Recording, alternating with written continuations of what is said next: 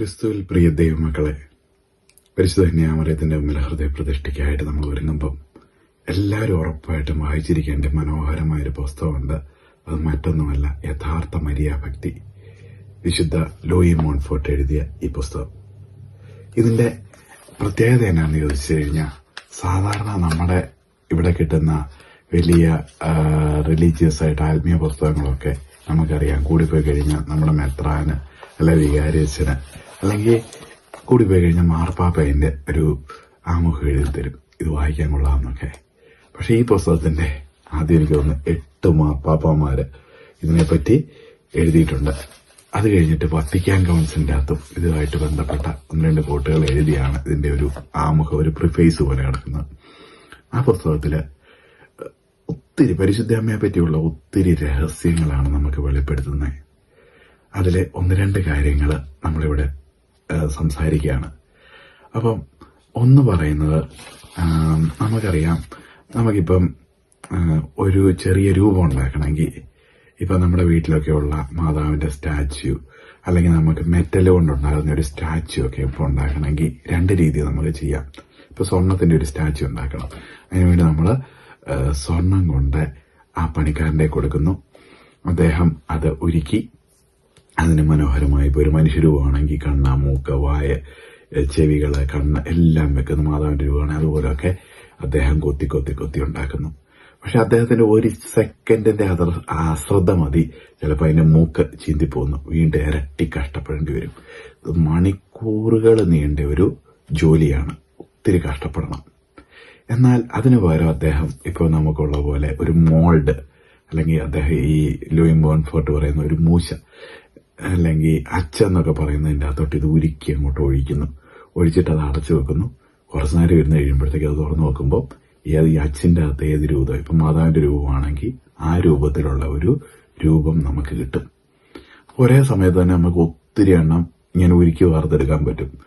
അല്ലെങ്കിൽ ഇത് വലിയ കഷ്ടപ്പാടില്ല. പകരം ആദ്യത്തേതെന്ന് വെച്ച് കഴിഞ്ഞാൽ ഒത്തിരി ശ്രമകരമാണ്.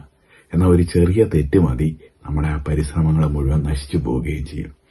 എന്ന് പറയുന്ന പോലെയാണ് പരിശുദ്ധ കന്യാമറിയത്തിന്റെ ഹൃദയത്തിന് നമ്മൾ സമർപ്പിക്കപ്പെട്ട് അങ്ങനെ യേശുവിനെ നമ്മളിലേക്ക് രൂപപ്പെടുത്തുക ഒത്തിരി എളുപ്പമാണ്.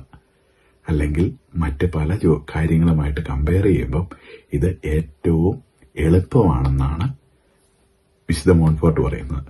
എന്നാൽ വിശുദ്ധ അഗസ്റ്റിൻ ഇത് തന്നെ പറയുന്നുണ്ട്. എന്നാൽ മറ്റ് കാര്യങ്ങൾ, തപസ്, പ്രായശ്ചിത്തം, വിശുദ്ധമായ ജീവിതം, അല്ലെങ്കിൽ ഈ നമ്മളെ കൊണ്ട് പറ്റുന്ന കാര്യങ്ങളെല്ലാം ചെയ്ത് ഒറ്റക്കാലം നിന്ന് തപസ് ചെയ്യുന്നത്, അല്ലെങ്കിൽ പട്ടിണി കിടക്കുന്നത്, അങ്ങനത്തെ കാര്യങ്ങളൊക്കെ ചെയ്യാം. പക്ഷെ അതിലൂടെയൊക്കെ, അല്ലെങ്കിൽ സന്യാസ വസ്ത്രം സ്വീകരിക്കുന്ന മിണ്ടാമടത്തിലെ ജീവിതങ്ങൾ, ഇതൊക്കെ ചെയ്ത് ഒത്തിരി കഷ്ടപ്പാടിൽ കൂടെ കടന്നു പോയിട്ട് വേണം നമുക്ക് ഇതിന്റെ റിസൾട്ട് കിട്ടാൻ. പക്ഷെ വിമല ഹൃദയ പ്രതിഷ്ഠ എന്ന് വെച്ച് കഴിഞ്ഞാൽ ഈ റിസൾട്ടിലേക്ക് എത്താനായിട്ട് ഏറ്റവും എളുപ്പമുള്ള ഒരു പരിപാടിയാണെന്നാണ് നമ്മൾ തിരിച്ചറിയുന്നത്. രണ്ടാമത്തെ ഒരു ഒത്തിരി എനിക്ക് ഇഷ്ടപ്പെട്ട വേറൊരു ഉദാഹരണം അദ്ദേഹം പറയുന്നത് നമ്മുടെ യാക്കോബും സഹോദരൻ ഏസാവിനെയും പറ്റിയുള്ള ഒരിതാണ്. അപ്പൊ നമുക്കറിയാം, ഇസഹാക്കിന്റെ ഭാര്യ റബേക്ക, അദ്ദേഹത്തിന്റെ 2 മക്കള്, മൂത്തവൻ ഏസാവ് നായാടി പിതാവിന്റെ പ്രീതി പങ്കെടുത്ത് ഭക്ഷണമൊക്കെ കൊണ്ടു കൊടുക്കുന്നു. രണ്ടാമെന്ന് വെച്ച് കഴിഞ്ഞാൽ അമ്മയെ ചുറ്റിപ്പറ്റി ഇങ്ങനെ ഒരു അടുക്കളക്കൂട്ടനൊക്കെ ആയിട്ട് നിൽക്കുന്നു. നമ്മളും ഈ യാക്കോബിനെ പോലെ പരിശുദ്ധ അമ്മയോട് ചേർന്ന് നിൽക്കുന്നു. അങ്ങനെ ഇരിക്കെ അപ്പൻ അനുഗ്രഹിച്ചു കഴിയുമ്പോഴത്തേക്ക്, അനുഗ്രഹത്തിനായിട്ട് വിളിച്ചു കഴിയുമ്പോഴത്തേക്ക് ഈ പരിശുദ്ധ അമ്മ നമ്മുടെ ജഡത്തിന്റെ സ്വഭാവങ്ങളായ അഹങ്കാരം, അല്ലെങ്കിൽ അനുസരണക്കേട്, അല്ലെങ്കിൽ ഇങ്ങനെ കുറെ കുറവുകളുണ്ടല്ലോ, ഇതെല്ലാം നമ്മൾ കൊണ്ട് അമ്മയെ ഏൽപ്പിക്കും. 2 ആട്ടിൻകുട്ടികളെ പോലെ അമ്മ അതിനെ പാകം ചെയ്യും. എന്നിട്ട് അതില്ലാതാക്കി പിതാവിന് ഇഷ്ടമുള്ള ഭക്ഷണമായിട്ട് അതിനെ രൂപാന്തരീകരിച്ച് അപ്പന് കൊണ്ട് കൊടുക്കും. അപ്പോഴും നമുക്കറിയാം, പിതാവ് മൂത്തവന്റെ വരവ് നോക്കിയിരിക്കുക. അപ്പോഴത്തേക്ക് എന്നെ എടുക്കും പരിശുദ്ധ അമ്മ നമുക്ക് ഈ ഒരു കാര്യം തന്നു വിട്ടിട്ട് പിതാവിന് ഇഷ്ടമുള്ള നമ്മുടെ അഹങ്കാരമൊക്കെ മാറ്റി നമ്മുടെ ഹൃദയം നല്ല വിശുദ്ധമാക്കി പിതാവിന്റെ കയ്യിലോട്ട് കൊണ്ടു കൊടുക്കും. അപ്പോഴും നമുക്ക് യോഗ്യതയില്ല. അപ്പോഴത്തേക്ക് നമ്മുടെ മൂത്ത പുത്രന്റെ വസ്ത്രം, ഉരിഞ്ഞ തോല്, യേശുക്രിസ്തുവിന്റെ രക്തം, യേശുക്രിസ്തുവിനാകുന്ന പുതപ്പ് നമ്മളെ കൊണ്ട് പുതപ്പിച്ചിട്ട് അതില് നമ്മളെ സ്വർഗീയ പിതാവിന്റെ അടുത്ത് കൊണ്ട് നിർത്തും. അപ്പം ദൈവപിതാവ് നമ്മളെ സ്പർശിച്ചു കഴിയുമ്പോഴത്തേക്ക് നമ്മളെ കാണുകയില്ല, പകരം ഈശോയെ കാണുന്നേ.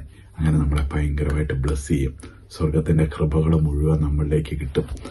ഈ ഒരു കാര്യവും ആ പുസ്തകത്തിൽ പറയുന്നുണ്ട്. ഇങ്ങനെ നമുക്ക് ഈ വിമല ഹൃദയ പ്രതിഷ്ഠ ചെയ്യുമ്പോൾ നമ്മുടെ യോഗ്യതകളല്ല, പരിശുദ്ധ കന്യാമറിയത്തിന്റെ യോഗ്യതകൾ മാത്രം കിട്ടാനായിട്ട് അമ്മയുടെ അടുത്തേക്ക് നമ്മളെ തന്നെ സമർപ്പിക്കാം. അമ്മ നമ്മളെ എടുത്ത് സ്വർഗീയ അപ്പന് അമ്മയുടെ വിമല ഹൃദയം വഴിയായി സമർപ്പിക്കട്ടെ. അപ്പൊ ഈശോയുടെ തിരുഹൃദയം നമുക്ക് കിട്ടട്ടെ. ഈശോയിലേക്ക് നമ്മൾ ചേർന്ന് നിന്ന് ദൈവത്തിന് എന്താണോ ഇഷ്ടം അത് നമ്മളിലൂടെ സാധ്യമാകട്ടെ. ദൈവം എല്ലാവരെയും അനുഗ്രഹിക്കട്ടെ. അപ്പോഴേ നമുക്ക് പ്രാർത്ഥിക്കാൻ പറ്റത്തുള്ളൂ.